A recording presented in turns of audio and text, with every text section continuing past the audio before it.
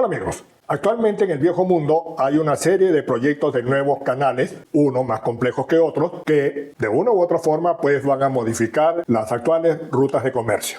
China ha demostrado un especial interés en algunos de estos proyectos, ya que los mismos pueden potenciar su comercio internacional, que como todos sabemos es uno de sus principales objetivos dentro de su política internacional. El primer socio comercial de China es la ASEAN. Esta es una asociación compuesta por los países del sudeste asiático, como son Filipinas, Vietnam, Malasia, Singapur, Tailandia, etc. Todos estos países son vecinos a China. El segundo socio comercial de China en importancia es otro bloque, que es la Unión Europea, que todos nosotros conocemos. Para China, pues, reviste una importancia muy especial este bloque, por cuanto ellos tienen un buen ingreso económico. Es tan evidente esta importancia que los chinos han buscado por todos los medios de llegar a Europa. Como pueden ver en este mapa, ahí están viendo una línea azul, que es la más económica de todas, que es la línea marítima, que sale de China, pasa por el estrecho de Malaca, luego pasa por el canal de Suez y ya una vez en el Mediterráneo, pues alcanzó Europa. Repito, esa es la línea azul. Pero en rojo pueden ver otra línea, que es más o menos una representación de lo que es actualmente la nueva ruta de la seda, que si bien antes se hacía en camellos, pues hoy en día se hace en ferrocarriles. Pero los chinos, no contentos con estas dos rutas, buscaron una tercera ruta para llegar a Europa, pues están usando en la medida de lo posible la ruta del Ártico, es decir, circunnavegando todo el territorio ruso hasta llegar a Europa, como lo pueden ver en la línea negra que está en el mapa. Veremos que otras alternativas están buscando los chinos para alcanzar Europa. Como sabemos, en 1992 se inauguró el canal de Meno, como se dice en español, o Main o Main, como prefieran llamarlo, que une los ríos Rin y Danubio. En otras palabras, hay conexión fluvial desde el Mar del Norte a la altura de Rotterdam hasta llegar al Mar Negro. Entonces los chinos también vieron una solución a esto y dijeron, bueno, una vez que pasamos el canal de Suez, podemos pasar hacia el Mar Negro y de allí remontamos el río Danubio y alcanzamos un total de 13, 14 países en nuestro recorrido. Claro, ya no lo podrán hacer en esos buques gigantes llamados nueva generación, sino tendrán que hacerlo en barcazas, pero de todos modos ya sabemos que los fletes acuáticos son mucho más económicos que los de ferrocarril y estos a su vez más económicos que los viales. O sea que esa es una alternativa que para China pues le sonó muy interesante. Para llegar al Mar Negro desde el Mar Mediterráneo hay que atravesar dos estrechos y un mar. El estrecho de Dardanelos, el estrecho del Bósforo, donde se encuentra la interesantísima ciudad de Estambul, y entre ellos el llamado Mar de Mármara. Todos estos territorios o zonas territoriales pertenecen a Turquía y le fueron devueltos por los ingleses en el año, si mal no recuerdo, en 1936, condicionados a la firma de un acuerdo que se conoce con el nombre de Convención de Montreux, donde se regula el paso de las naves comerciales y de las naves también con objetivo militar. Pero resulta que el gobierno de Turquía quiere de alguna forma sacarle provecho a esta ubicación tan estratégica y tan importante. Están construyendo un canal que se llama el Canal de Estambul, que lo están viendo ustedes en el mapa ahí en rojo, que prácticamente va a convertir a Estambul en una isla. ¿Y cuál es el objetivo de esto? Bueno, por decirlo de alguna forma, el gobierno turco pues quiere lucrar de esta posición tan importante que tiene. En otras palabras, ellos van a tratar de redireccionar gran parte del flujo que pasa por el Bósforo para que lo haga por el nuevo canal de Estambul, ¿no? De esa forma, ellos, repito, podrán lucrar de esta posición. Aquí tenemos un mapa de la península balcánica donde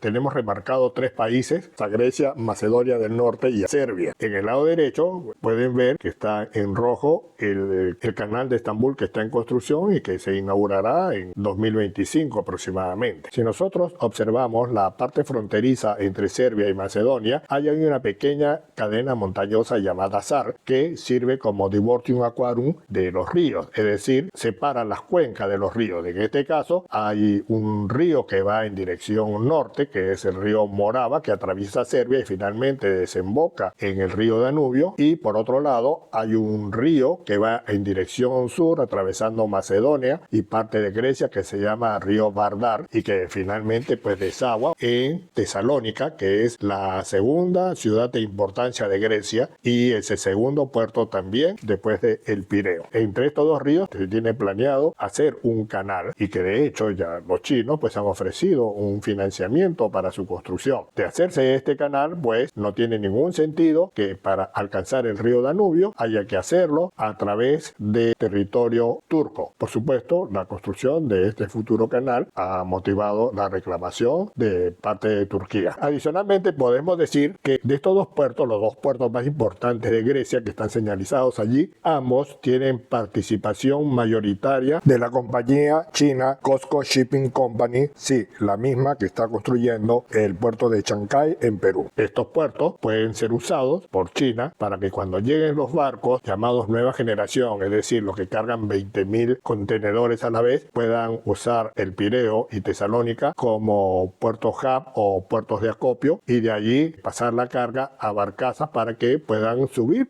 por el río Danubio y por el río Rin. Irán y la Unión Soviética solían ser vecinos, es decir, tenían frontera territorial, pero a raíz de la desintegración de la Unión Soviética, entre ellos se independizaron tres países del Cáucaso, que son Azerbaiyán, Georgia y Armenia. Y bueno, hoy en día Rusia e Irán no tienen fronteras, salvo la lacustre que es a través del Mar Caspio. El año 2018, Ali Khamenei, máxima autoridad de Irán, tuvo a bien hacerle una visita a Vladimir Putin en Moscú para reforzar la excelente relación que actualmente tienen. En la agenda común contemplaron la creación de un canal que una el Mar Caspio, que es el lago más grande del mundo, con el Golfo Pérsico. Esta fue una vieja aspiración rusa ya desde la época de los zares. Inclusive se comenta que Joseph Stalin alguna vez barajó la idea de invadir Irán para tener un acceso a un mar de aguas calientes como es el Golfo Pérsico. Este canal en sí tiene dos inconvenientes.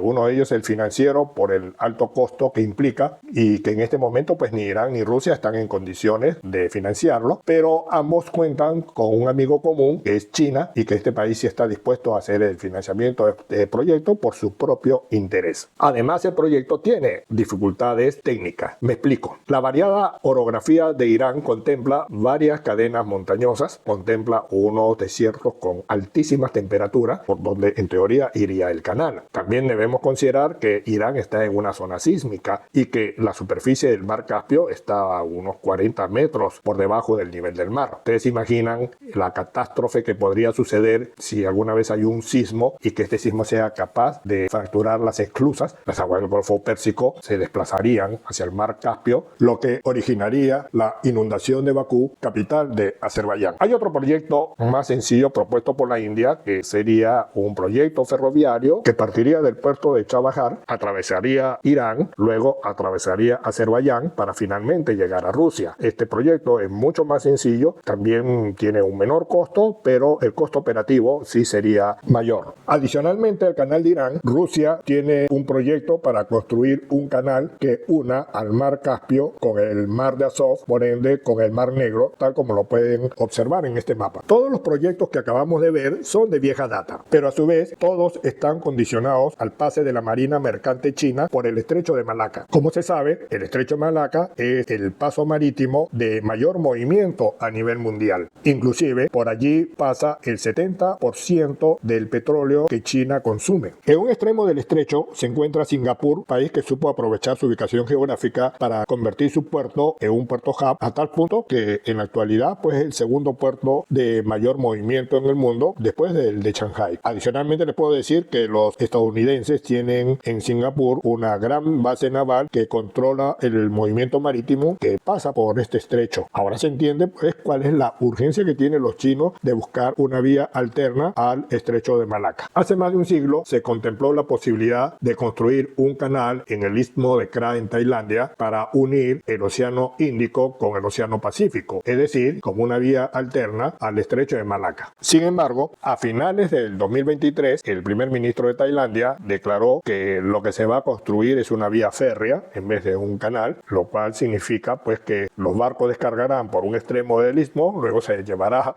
por vía férrea al otro extremo y ahí se volverá a cargar en otro barco. Esto pues le quita la ventaja que podría tener este canal sobre el estrecho de Malaca, ya que al ser la distancia mucho más corta, se ahorraría en tiempo y se ahorraría en combustible. Además, para los chinos, que serían el primer cliente de este paso por el istmo de Kra, tiene otro inconveniente. Frente a la costa tailandesa sobre el Índico, hay un archipiélago llamado Nicobar y Andamán que pertenecen a la India, y como ustedes saben, pues la India es aliado de los Estados Unidos, y en caso de cualquier conflicto ellos podrían bloquear desde este archipiélago la entrada al istmo de Kra. Para terminar, vamos a hablar de un proyecto medio faraónico que tienen los chinos, que consiste en llegar a Europa vía fluvial, es decir, desde su territorio llegar al Mar Negro sin pasar por el estrecho del Bósforo, y de allí remontar el río Danubio para llegar al resto de los países europeos. Veamos en qué consiste este proyecto. Aquí están viendo un mapa que en la parte central tiene una línea gris